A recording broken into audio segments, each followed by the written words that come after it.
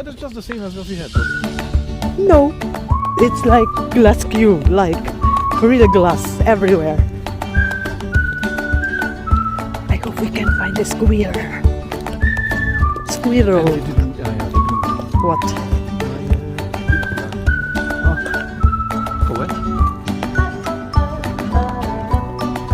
Go where? Go eh. I'm going eh. Sight and watch. Where is the toilet? Upstairs. Yeah, you do it.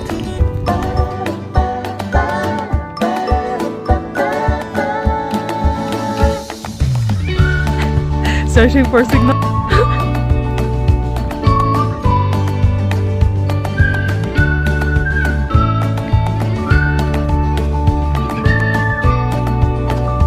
Open sesame.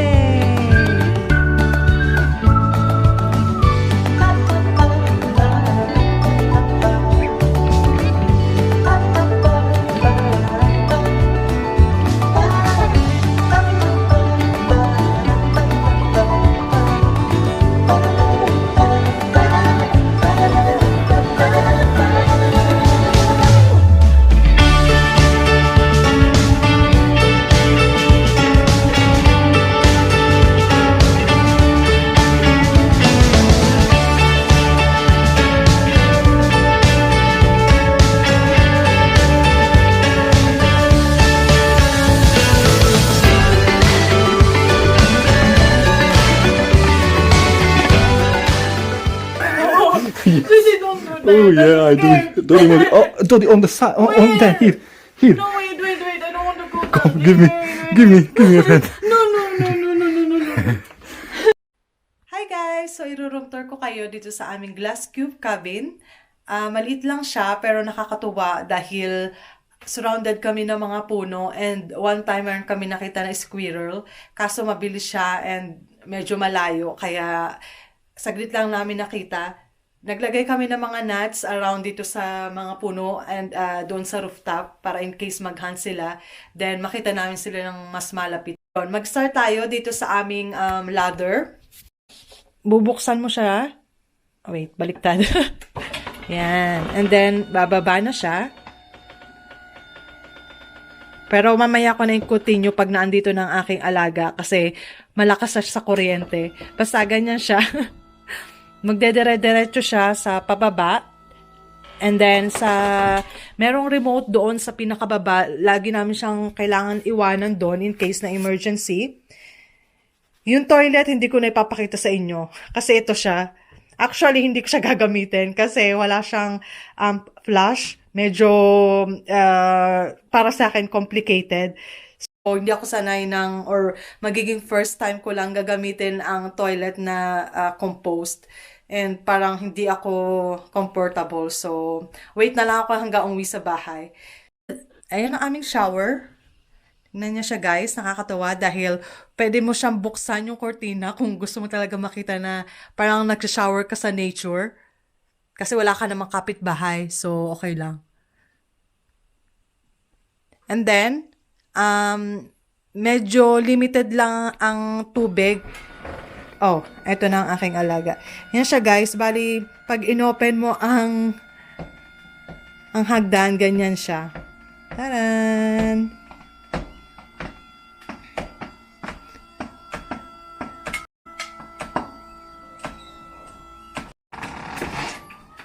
Yan, ganyan siya, di ba guys? Actually, natatakot ako bumaba dahil medyo takot ako sa heights.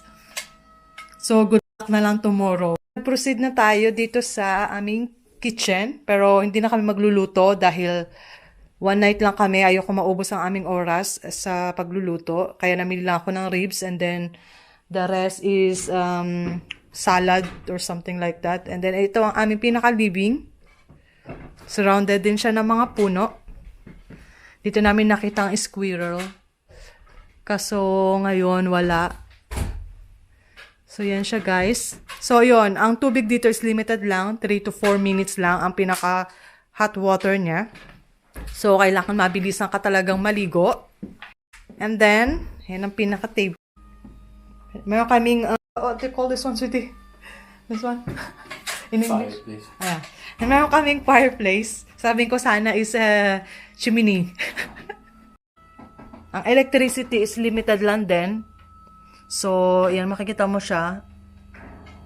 Pinaka-battery. Then, ito ang pinaka-cool box niya. Diyan namin nilagay yung aming pagkain. Hindi ko na kukunin, mabigat. So, yeah. Kaya tayo sa aming bedroom. Oops, sarado ko lang. Why I cannot close? I cannot close it. So, akit na tayo sa taas. Much stairs, actually. For lazy people, yes. Diba cute? Then, ito na ang aming bedroom. Diba? Kita mo ang aming living kaagad. Ayun na. Surrounded din siya ng mga puno. So, nakakatuwa talaga. Diba? And then, sa attic, not attic, meron kaming rooftop. So, you just have to push it, the yellow? When you... Yeah, you just push it up. Oh.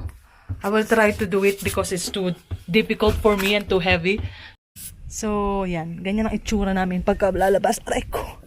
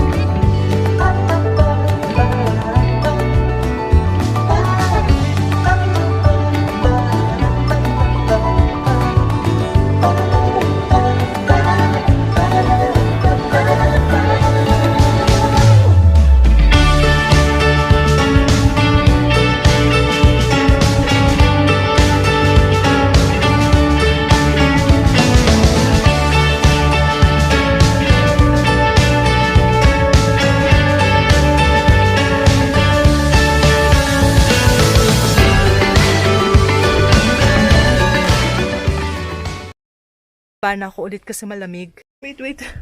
Ang hirap maging waiter, guys. Kasi hindi ko siya kaya na isang kamay lang. So, bababa muna ako. Ibaba ko lang itong pinaka-yellow ulit. Okay? Hiningal ako kaagad. And this is our food. We're just reheating it. Oh, wait. Cannot open it with one hand. Ta-da! It's a riveches.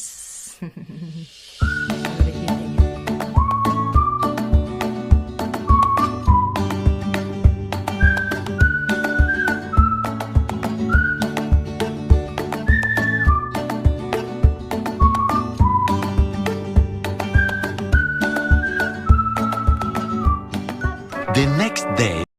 Good morning, guys. So, kagigising lang namin.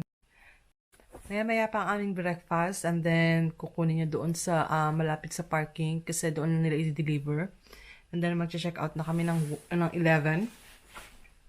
Actually, itong cabin na to, naswertehan lang namin i-book kasi normally fully booked na siya. For example, itong glasscube.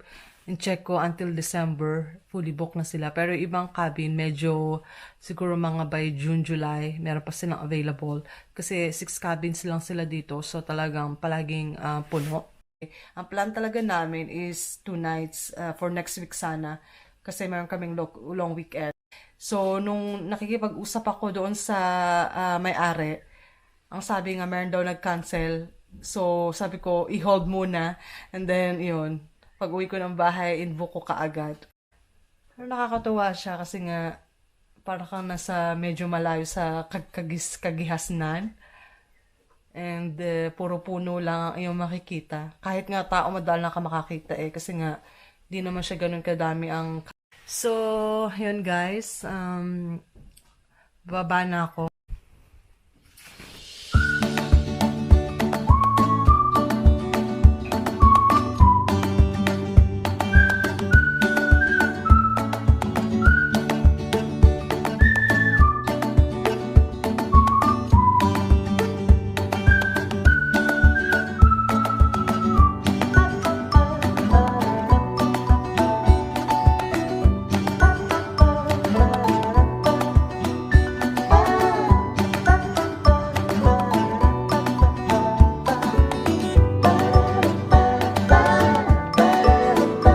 Here's our breakfast.